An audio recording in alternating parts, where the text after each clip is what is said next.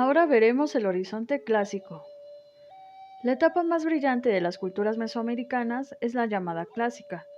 A este periodo se le sitúa entre el año 300 antes de nuestra era y se concluye en el año 900 de nuestra era.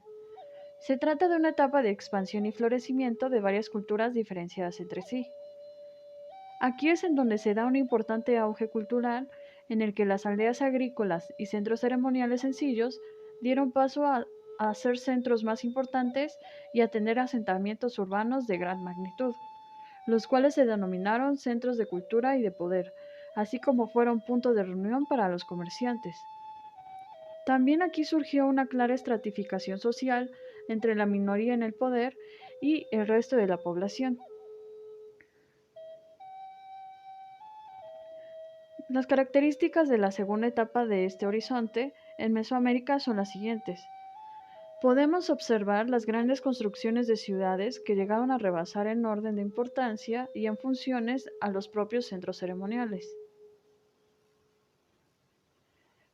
También podemos observar la formación de estructuras políticas estatales integradas por clases dirigentes dedicadas a un único gobierno y que pertenecían a la nobleza.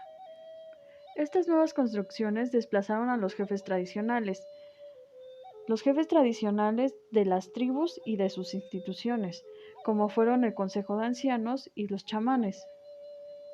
Las sociedades del clásico tenían una estructura de clases bien definida. En la punta de la pirámide social se encontraba a los sacerdotes que a su vez eran militares, y en la base piramidal se encontraba a los campesinos y a los esclavos.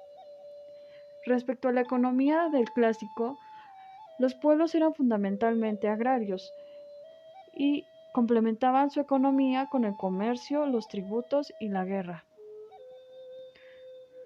Si bien se trataba de pueblos diferentes en muchos casos, es obvio que debido a influencias diversas como migraciones, comercios y guerra, estos pueblos tuvieron una base cultural común que se puede resumir en los siguientes puntos principales.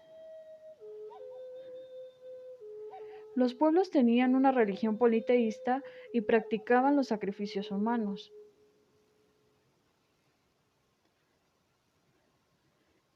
Tenían varios dioses en común y otros específicos de cada cultura. Los centros ceremoniales eran construidos de acuerdo a la noción eje central norte-sur, heredado de los olmecas. Eran excelentes arquitectos, también eran excelentes constructores de pirámides, templos y palacios. Practicaban el juego de pelota como una ceremonia religiosa. También crearon un sistema de doble calendario, el religioso y el civil. Tenían una escritura ideográfica, es decir, una escritura realizada a base de símbolos, donde cada uno de estos tiene un significado único.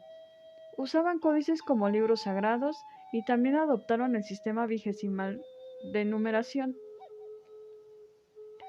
Eran excelentes trabajadores de las piezas de barro con las que creaban grandes figuras escultóricas. También practicaron la pintura mural y adoraron a los muertos.